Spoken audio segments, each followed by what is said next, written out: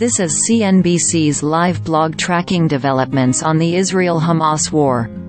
See below for the latest updates. Israel's Defense Ministry and the Israel Defense Forces on Friday asked residents to evacuate from the northern city of Kiryat Shmona, near the Lebanon border. The evacuation order, which was approved by Defense Minister Yoav Gallant, comes amid fears that the Israel-Hamas war could spill over into a regional conflict. Shelling has intensified in recent days between northern Israel and southern Lebanon, a stronghold of the Iran-backed militant group Hezbollah. The US, Canada, UK, Germany and Saudi Arabia have all called on their respective nationals to leave Lebanon. U.S. President Joe Biden said he would send Congress an urgent budget request on Friday, seeking to provide funding for critically important international allies, including Israel and Ukraine. Biden described the financial support for those nations as smart investments that would pay dividends for American security for generations. The request comes as the Israel-Hamas war enters its 14th day, with many fearful that an expected ground assault on the Gaza Strip could worsen an already dire humanitarian crisis.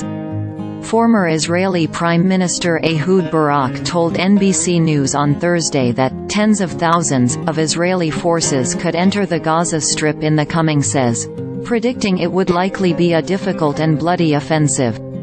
Dr. Zaher Sahloul, a Chicago-based pulmonary and critical care specialist and president of non-governmental organization MedGlobal, warned that dwindling supplies of essential goods in Gaza will likely have disastrous consequences over the coming days. MedGlobal is a nonprofit that sends teams of physicians to countries in need.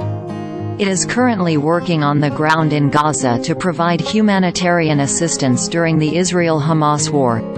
The hospital explosion and the catastrophic death toll has significantly increased the fear, anxiety and trauma among civilians and medical workers alike, Sahloul told CNBC, referring to a blast at the al-Ahli Baptist Hospital in Gaza on Tuesday. The added stress, combined with dwindling and in many cases completely depleted supplies of water, fuel and medicine are pushing hospitals to the utter brink, he added. Humanitarian relief and supplies must come or the death toll at hospitals and displaced communities will climb drastically in the coming days. Israel responded to an October 7 terrorist attack from Palestinian militant group Hamas by imposing a complete siege on Gaza. This means that supplies of drinking water, food, fuel and medicine are either dwindling or gone, while humanitarian aid from Egypt has yet to materialize. The Palestinian Health Ministry on Friday said that 13 people had been killed, including 5 children, after an Israeli airstrike on a refugee camp in the occupied West Bank, Reuters reported.